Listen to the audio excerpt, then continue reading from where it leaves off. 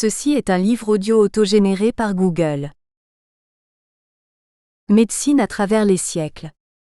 Collection dirigée par le Dr Xavier Rio. L'objectif de cette collection est de constituer une histoire grand public de la médecine ainsi que de ses acteurs plus ou moins connus, de l'Antiquité à nos jours. Si elle se veut un hommage à ceux qui ont contribué au progrès de l'humanité, elle ne néglige pas pour autant les zones d'ombre ou les dérives de la science médicale. C'est en ce sens que, conformément à ce que devrait être l'enseignement de l'histoire, elle ambitionne une vision globale et non partielle ou partiale comme cela est trop souvent le cas. Dernière parution. Pierre Aubry et Bernard-Alex Gahuzer, La France et ses médecins aux Amériques du XVIe au XIXe siècle, 2021. Frédéric Dubrana, La naissance de la médecine opératoire en Occident. De Hammurabi au Concile de Latran, 2021. Patrice Pinet, Les philosophes, la maladie et la médecine de Hegel à Michel Foucault, 2021. Patrice Pinet, Les philosophes, la maladie et la médecine d'Épicure à David Hume, 2021. Jacques Vassaux, Contribution à l'histoire de l'asile d'aliénés d'Évreux. Tome 3, Les comportements 2021. Michel Agermain, La reconstruction du nez. Une longue histoire chirurgicale, 2021. Lauriane Baumann, Études de soldats de la Première Guerre mondiale inhumés à Spincourt. Estimation du sexe, de l'âge et état bucco-dentaire, 2021. Philippe Marr, Sous la dire du président, L'Académie nationale de chirurgie au service de l'histoire. Séance solennelle, articles et conférences, 2021. Françoise Guillonmetz, Mélanie Guerinboyer, Louis XIV un souverain diabétique, ou de Régis Gallicorum Remedica, 2021. Xavier Rio, Petit manuel historique de l'odontologie du sport, 2021. Les auteurs. Préface. André Comte-Sponville. Cela ressemble à une question de cours ou à un sujet de dissertation. La médecine est-elle art ou science ? Rien n'empêche qu'elle soit les deux à la fois, donc que la disjonction, comme diraient les logiciens, soit inclusive plutôt qu'exclusive. C'est d'ailleurs dans ce sens que vont la plupart des textes qui suivent, et c'est heureux.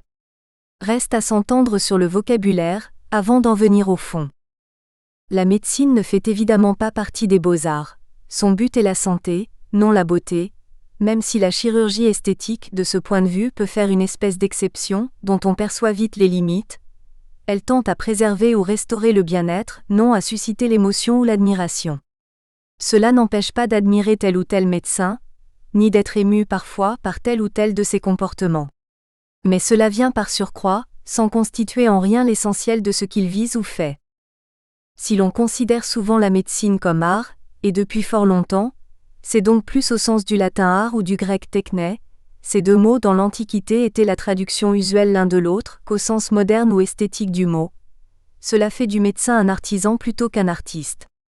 Car il y a bien une technique médicale, ou plutôt plusieurs, qui relèvent de savoir-faire particuliers, que le futur médecin doit apprendre et que tout praticien se doit d'entretenir et d'actualiser. La dimension proprement scientifique n'en demeure pas moins, ou plutôt ne cesse de s'accroître, sans supprimer pour autant la dimension proprement artisanale du métier. Méfions-nous du scientisme en médecine comme ailleurs. L'idée que le savoir puisse un jour totalement dispenser de savoir-faire, donc que la médecine cesse d'être un art, en ce sens, pour n'être plus que science, est une illusion dangereuse. Parce qu'elle évacuerait l'art de soigner, avec ce que cela suppose de subjectivité, de normativité, de liberté, au profit d'un savoir exclusivement objectif, donc impersonnel et même à la limite inhumain. On verra dans le très riche volume qu'on m'a demandé de préfacer à quel point les auteurs, certains sont médecins, d'autres non, ont conscience de l'enjeu. À trop valoriser la scientificité, ou trop exclusivement, on risque d'oublier la dimension irréductiblement relationnelle, humaine et donc doublement singulière. Il n'y a pas deux médecins identiques, ni deux patients de l'acte médical. Le danger, comme le note David Le Breton, c'est que le patient tende à disparaître dans sa singularité, pendant que le médecin se transforme en ingénieur de fragments d'organismes détachés de leur ensemble, sans lien existentiel avec le sujet qui les incarne, comme d'innombrables patients en font quotidiennement l'expérience avec des médecins qui ne les écoutent pas, les yeux braqués sur leur ordinateur, les examens biologiques ou les imageries. Cela, qu'il m'est arrivé parfois de vivre comme patient, me fait penser à contrario à cette réponse que fit un jour le professeur Bernard Grenier, qui me le rapporta lui-même, à un étudiant venu faire un stage dans le service hospitalier, en l'occurrence de pédiatrie à l'hôpital de Tours, qu'il dirigeait. Le professeur demande à l'étudiant pourquoi il désire faire ce stage. Parce que, répond le jeune homme, je veux voir des maladies. Et l'ami Bernard de répondre, alors vous allez être déçu. Dans mon service, il n'y a pas de maladies, il n'y a que des malades. C'était rejoindre l'immémoriale sagesse d'Aristote, qui rappelait que le médecin se doit d'être au service du patient, non de la médecine. Que nul n'entre ici, à l'hôpital ou en médecine de ville, s'il croit que la science suffit. Elle n'en est pas moins nécessaire, et de plus en plus, et c'est une merveilleuse nouvelle. Nous avons une chance formidable.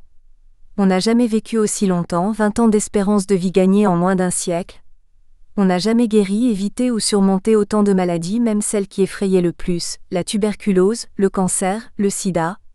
Et on le doit d'abord au progrès, non de nos médecins, comme individus ou comme artisans, mais bien de la médecine, comme science ou plutôt comme discipline qui se déploie, pour le dire dans les mots de Georges Canguilhem, au carrefour de plusieurs sciences. Ne laissons pas croire que scientificité et humanité, au sens où celle-ci est une vertu, seraient dans la pratique médicale en proportion inverse l'une de l'autre, de telle sorte que les progrès de celle-là entraîneraient immanquablement la régression de celle-ci. C'est le contraire qui est vrai.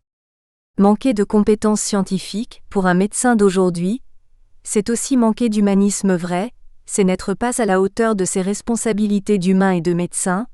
Manquer d'humanité, c'est manquer de compétences professionnelles, et même scientifiques, car c'est méconnaître les multiples études scientifiques faisant ressortir l'importance thérapeutique du colloque singulier entre le médecin et son patient.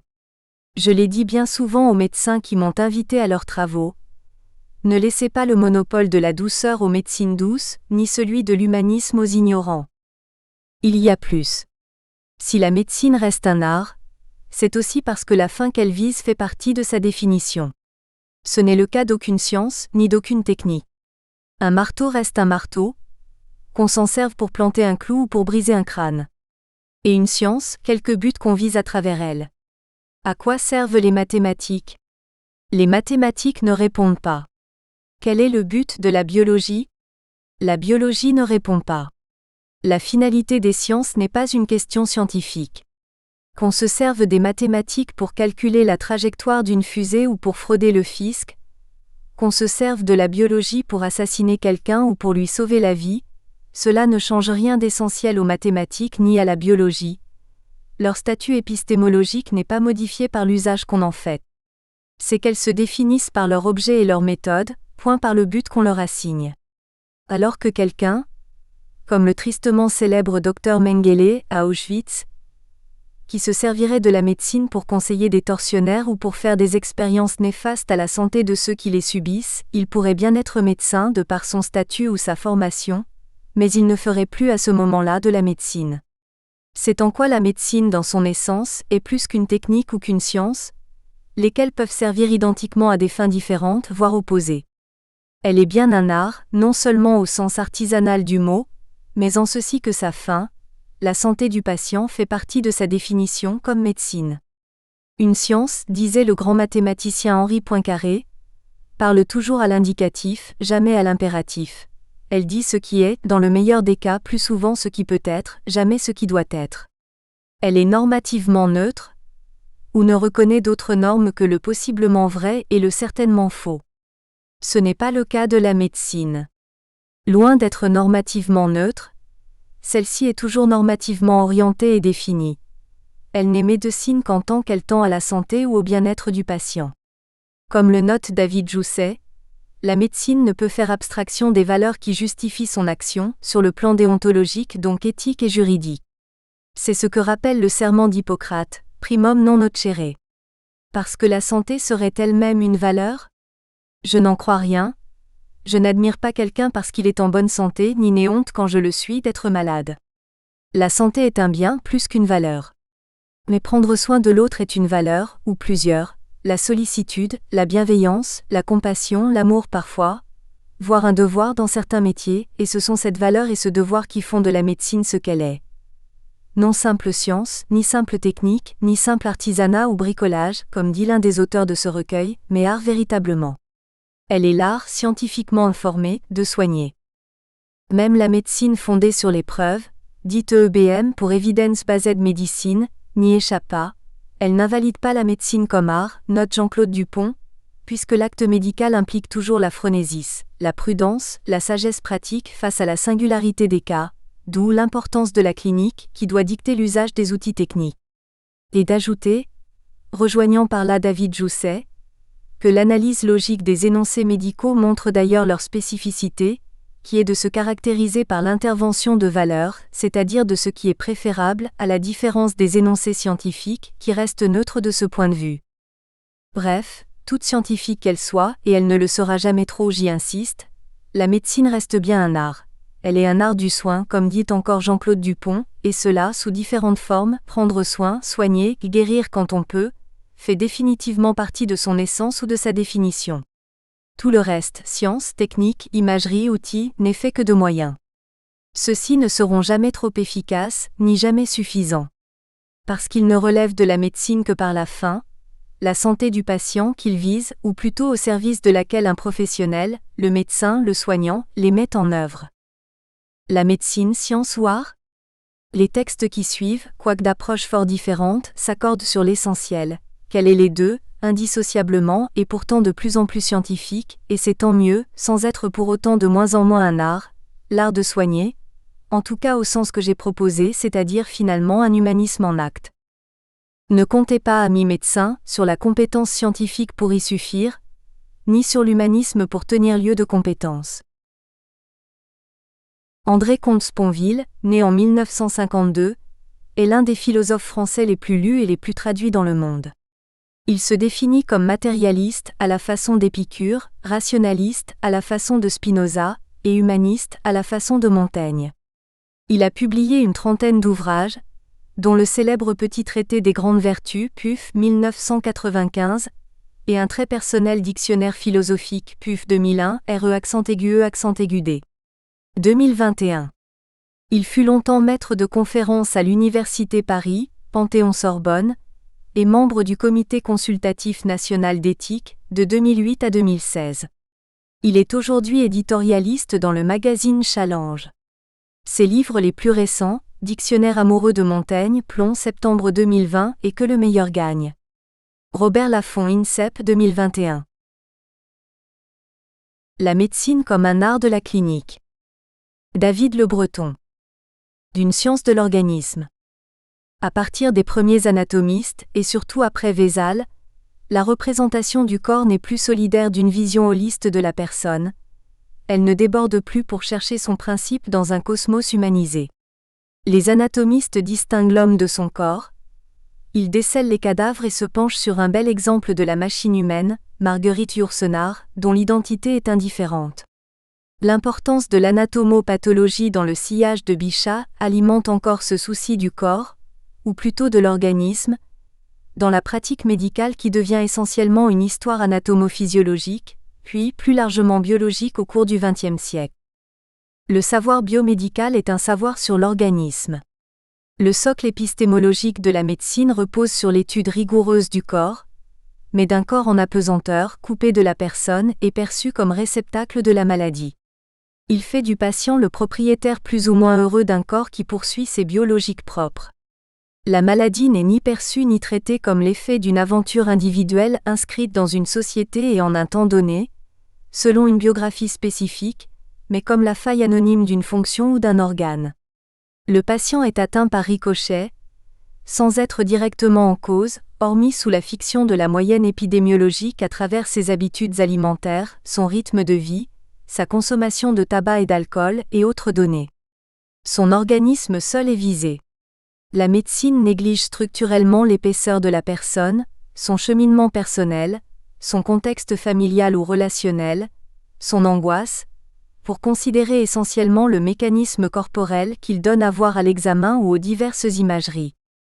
La biomédecine d'aujourd'hui, transforme toujours davantage le corps en une coagulation infinie d'informations en interaction les unes les autres. Le patient tend à disparaître dans sa singularité. La médecine l'a vu d'abord comme un corps avec l'essor de l'anatomie, puis en organisme au XIXe siècle avec les avancées de la génétique, de l'infectiologie et d'autres disciplines, en somme de la biologie dans son ensemble. Il devient désormais un système informationnel, qui laisse d'ailleurs certains rêver d'une médecine à distance avec des capteurs, sans plus aucune nécessité de rencontrer physiquement le patient devenu pure matière organique. Le médecin se transforme en ingénieur de fragments d'organismes détachés de leur ensemble, et sans lien existentiel avec le sujet qui les incarne, comme d'innombrables patients en font quotidiennement l'expérience avec des médecins qui ne les écoutent pas, les yeux braqués sur leur ordinateur, les examens biologiques ou les imageries. Non que ces méthodes d'investigation ne soient essentielles, mais elles le sont surtout en étant ressaisies dans la relation singulière à un patient vu comme un interlocuteur. Certains praticiens se sentent encombrés de patients dont ils ne savent que faire, surtout s'ils répondent mal aux lois de causalité qu'ils pensent avoir identifiées, et osent donner leur avis sur leur pathologie. Ils les considèrent alors parfois comme l'accessoire de leur maladie, et non comme son sujet. Dans l'élaboration graduelle de son savoir et de son savoir-faire, la médecine a négligé le sujet et son histoire, son milieu social, son rapport au désir, à l'angoisse, à la mort, le sens de la maladie. Ce pari du corps repose sur une anthropologie résiduelle.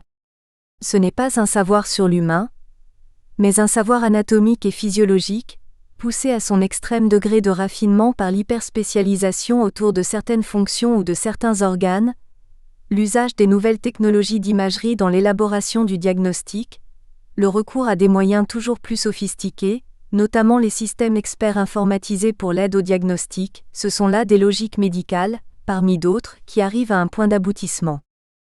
La médecine assimile les mouvements physiologiques et leur enracinement anatomique et fonctionnel à une machine biologique complexe. Connaître le processus nosologique et les réactions du corps à son égard suffirait pour circonvenir la maladie, perçue comme entité étrangère. Cette représentation est nuancée de façon sensible par le style propre du praticien ou le recours qui a longtemps prévalu au médecin de famille, aujourd'hui au généraliste, qui connaît de longue date l'histoire de son patient et fait intervenir intuitivement d'autres données dans l'appréciation de ses maux et des moyens de l'en guérir. Dans cette relation personnalisée, où l'expertise est au service de l'intuition, le médecin est autre chose qu'un technicien ou un expert du corps humain. S'il en a la compétence et la sensibilité, il atteint le malade au-delà de l'écran du symptôme. Les raisons de l'efficacité de la médecine dans certains domaines sont aussi celles de ses failles dans d'autres. C'est le choix d'un paradigme, qui éclaire un certain nombre de faits, laissant les autres dans l'ombre, ou à l'initiative de la consultation clinique. La médecine considère les efficacités qu'elle suscite supérieures à ce qu'elle manque. Mais elle donne prise ainsi à un débat public, à des polémiques, à des critiques. Elle soigne une maladie, non un malade, c'est-à-dire un sujet inscrit dans une trajectoire sociale et individuelle. Dans ces conditions, pour de nombreux médecins, l'aspect relationnel est secondaire, la consultation ou la visite au chevet du malade est réduite au seul recueil des informations nécessaires au diagnostic. En médecine libérale souvent à cause d'un souci de rentabilité fort peu thérapeutique. En médecine hospitalière, l'aspect relationnel est délégué aux infirmières et aux aides-soignantes. Le praticien valorise plutôt l'aspect technique de son métier. Si l'on considère la médecine comme une science et non comme un art, comme une physique de l'humain en oubliant son anthropologie, alors en effet la parole singulière du sujet souffrant devient sans intérêt, elle fait perdre du temps. La médecine hospitalière favorise une vision instrumentale de l'humain. Elle valorise plutôt l'aspect technique du métier, d'où d'ailleurs le statut ambigu des sciences humaines dans le programme des études médicales. En quête de la meilleure objectivation des symptômes, la parole ou l'écoute du patient lui paraît souvent secondaire. Aucun médecin n'incarne l'ensemble de la médecine, d'autant qu'il serait malaisé de postuler qu'un savoir totalisant et univoque sur la maladie soit possible. Certes, la médecine n'est pas un savoir relatif, mais elle est trop immense pour devenir le monopole de quelqu'un. Indépendamment du savoir, l'observation des faits est la première tâche du médecin.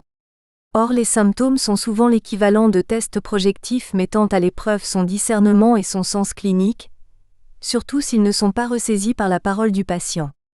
Certaines pathologies sollicitant bien entendu une marge d'appréciation nettement plus large que d'autres pour lesquelles un consensus en matière de diagnostic et de soins est parfois immédiat et efficace. L'intuition clinique consiste dans l'identification de la cause des symptômes, mais elle repose aussi sur la pertinence des traitements à donner, et là aussi des divergences apparaissent entre différents praticiens pour certaines pathologies.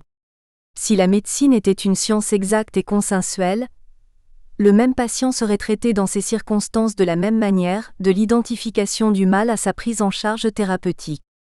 Nous en sommes loin comme l'attestent par ailleurs d'innombrables polémiques entre médecins, ou le témoignage de patients face au diagnostic et aux propositions de soins contradictoires. Le traitement de la douleur chronique est ainsi un domaine particulièrement polémique. À une médecine de la personne. Dans ce contexte, si le médecin ne s'arrache pas à l'hypnose de la technique, il ne voit plus le visage du patient et n'entend plus sa plainte, mais il observe les arcanes d'une physiologie indifférente. Si l'on veut définir la maladie, écrivait Ehrlich, il faut la déshumaniser, mais cette démarche n'intervient en principe qu'en un premier temps. La tâche de la clinique est justement de ressaisir l'unité de la personne en tant qu'elle tout entière son corps. Elle mêle l'universel de l'organisme à la singularité du patient, car c'est lui qu'il s'agit de guérir. Mon médecin, c'est celui qui accepte ordinairement de moi que je l'instruise sur ce que seul je suis fondé à lui dire, à savoir ce que mon corps m'annonce à moi-même par des symptômes dont le sens ne m'est pas clair. Mon médecin c'est celui qui accepte de moi que je vois en lui un exégète, avant de l'accepter comme réparateur. L'art de la clinique consiste justement à confronter les données segmentées recueillies par les examens ou l'imagerie à la singularité du patient, son histoire de vie, sa vision personnelle de ses troubles, afin d'élaborer une prise en charge elle-même singularisée. Selon la formule de Pellin entre Algo, une conception qualitative de l'individualisation s'impose alors. La consultation est censée restaurer la subjectivité et faire le lien entre l'organisme et le patient. Mais l'écart n'est pas toujours résorbé par les médecins trop techniciens ou pressés. Si une médecine humaniste trouve là son domaine d'élection, ou souvent la médecine générale, l'avancée des procédures techniciennes de prise en charge des patients en réduit la marge et accentue la dépersonnalisation. La médecine est une relation thérapeutique, où le praticien lui-même se prescrit dans la mesure où sa présence est déjà thérapeutique indépendamment des soins qu'il prodigue. Il n'y a pas de médecine efficace sans une prise en compte par le praticien des significations et des valeurs de son patient. On ne le soigne pas comme un moteur en panne, sans le prendre en considération. Ou alors on n'est plus un médecin, mais un seul expert de l'organisme, indifférent aux applications du savoir et aux résonances des dysfonctions organiques dans l'existence. Dans le sillage ouvert par les travaux de M. Balin, qui a justement travaillé à l'élucidation des carences de la relation thérapeutique, de nombreux médecins retrouvent l'importance du dialogue, la nécessité du contact. Ils savent que le malade est un homme ou une femme souffrant dans sa vie, avant de souffrir dans sa chair. Cela, les médecines dites parallèles l'ont bien saisi.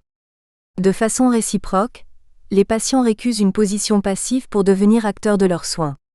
Les associations de malades jouent un rôle décisif en forçant un élargissement des recours et en exerçant une pression sur la recherche. De même, pour le meilleur ou pour le pire, les sites internet sont régulièrement consultés par les patients ou leurs familles pour s'informer de l'état des derniers traitements ou recueillir le témoignage d'autres malades. Ce qui s'échangeait autrefois à voix basse dans les salles d'attente s'effectue aujourd'hui dans l'espace infini du réseau. Et le médecin est alors contraint de composer avec la réflexivité du patient sur son traitement. L'accompagnement du malade par le médecin ne saurait se satisfaire des seuls soins. Elle est aussi un accompagnement de parole et de sens, une présence, un soutien, c'est-à-dire une explicitation de son état, des soins adaptés, une orientation pour l'avenir. Privé de repères de sens, le malade n'est plus partenaire des soins. À son chevet, une morale de responsabilité appelle la prise en compte de son point de vue dans le contexte d'une situation particulière. Non nécessairement pour le cautionner, mais pour connaître sa manière de vivre ses symptômes, ce qu'il en dit, ce qu'il en pense, en débattant avec lui, avant de donner sa propre appréciation. L'éthique implique une proximité à l'autre. Elle n'est pas une morale fondée sur de grands principes, mais sur le lien à un visage singulier qui seul rend licite ou interdit une action à son égard. Seule est pensable une éthique de proximité, car l'éloignement libère des engagements susceptibles d'être soutenus en regardant l'autre en face, c'est-à-dire en acceptant l'épreuve de son visage. La demande de signification adressée au médecin porte anthropologiquement au-delà de la souffrance ou de l'anxiété. Elle engage plus en profondeur la signification de l'existence quand l'irruption du mal la met en porte-à-faux. Comprendre le sens de sa peine est une autre manière de comprendre le sens de sa vie. Échouer à saisir la raison de sa souffrance, c'est éprouver combien l'existence échappe. Le sentiment que le médecin possède une réponse rassure le patient. Cette supposition de savoir le réinsère dans la trame d'une vie qui s'est un instant dérobée à toute prise. En médecine plus qu'ailleurs, parce que la souffrance et la mort en sont les enjeux, l'engagement puise dans une éthique de responsabilité. Mais la tentation est grande de céder à une éthique de conviction, alimentant chez le praticien le sentiment de mieux savoir que son patient, ce qui est bon pour lui sans le prendre en considération comme partenaire des soins. Position hautaine et autoritaire, qui a profondément nui à la médecine. Un récit de L. Tolstoï est exemplaire à cet égard. Ivan Ilitch se plaint depuis quelques jours d'une sourde douleur. Le médecin l'a examiné et s'apprête à sortir sans avoir dit un mot. Anxieux, Ivan attend le diagnostic qui tarde à venir. Timidement, il interroge. Nous autres malades, nous nous posons souvent probablement des questions déplacées. Cependant, cette maladie est-elle dangereuse ou non ? Le docteur lui jeta un regard sévère à travers ses lunettes, comme s'il disait « Accusé, si vous ne restez pas dans les limites des questions qu'on vous pose, je serai obligé de vous faire sortir de la salle des séances.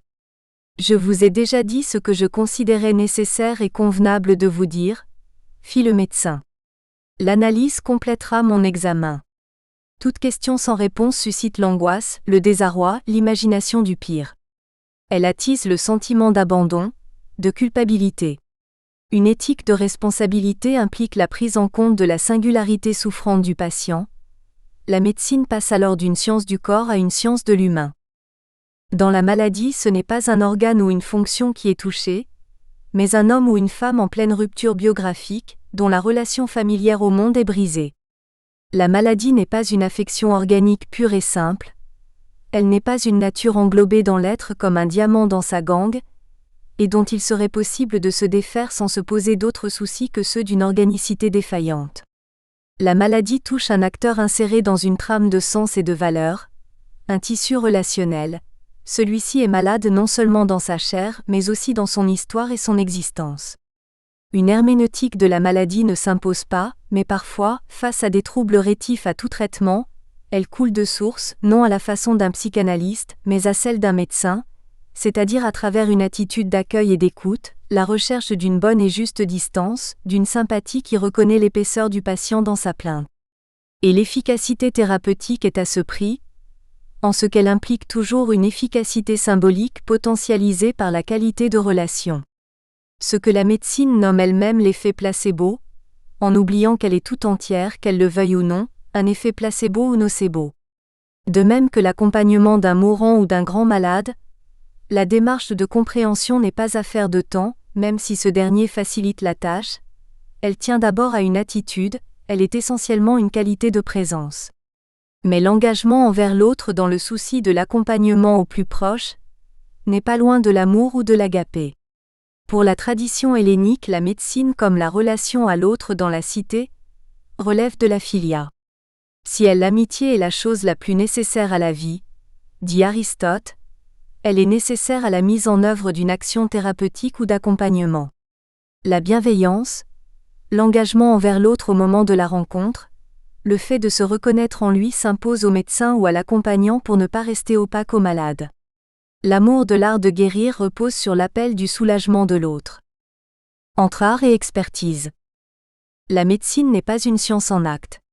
Elle ne vaut que ce que vaut le médecin dans sa relation au patient. Elle est un art, un artisanat, souvent d'un bricolage. Et certains praticiens sont réputés pour leur intuition, leur qualité de présence et leur sens clinique. Mais elle s'expose aussi à des diagnostics erronés, des négligences ou des interventions malencontreuses qui accentuent encore le mal. Le domaine de la douleur chronique, par exemple, est particulièrement difficile à maîtriser. La singularité de chaque situation amène à une surmédicalisation, une surconsommation pharmaceutique, à des erreurs, à de longues attentes, à une valse hésitation sur le diagnostic ou la thérapeutique, au recours à de multiples spécialistes et à des examens pour des patients à bout de souffle qui n'en finissent plus d'attendre un diagnostic et un soulagement. Une attitude purement technicienne du médecin donne le sentiment qu'il est indifférent, nullement concerné par le drame qu'il annonce ou accompagne. Le patient ne se sent ni écouté, ni entendu, ni respecté. Il retourne alors au médecin son absence d'implication, en ne tenant que partiellement compte de ses prescriptions ou de ses conseils. Il sollicite en parallèle d'autres professionnels de santé pour se sentir reconnu et compris. Le médecin hautain, pur expert qui ne souhaite pas se compromettre dans ses relations aux malades, agit à son insu le plus souvent comme un nocebo, une induction à l'échec du traitement. Son absence d'empathie l'éloigne à l'infini de son patient comme son patient s'éloigne de lui. Sans un échange compréhensif, l'établissement d'une connivence, le médecin s'expose à une part d'inefficacité du traitement prescrit.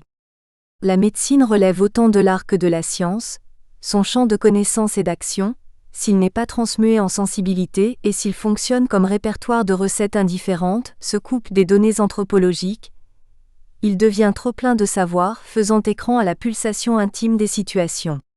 Le vecteur symbolique ne fonctionne que sur un mode résiduel, investissement sur la personne du médecin ou sur la technique. La demande bien connue de médicaments de la part du patient, n'est-elle pas liée à une carence relationnelle ? Le médicament prend la place d'une écoute ou d'un contact qui ne se donne pas le temps de satisfaire le malade, de reconnaître ses inquiétudes. La dimension symbolique est ici restaurée en contrebande au risque d'une médicalisation excessive, voire d'une iatrogénie. Un médecin est simultanément un expert et un homme de l'art, l'héritier d'un savoir établi posé comme scientifique, mais dont il fait un usage personnel qui l'apparente à un artiste. Aucun médecin n'incarne la science, il n'en est que le plus ou moins bon artisan.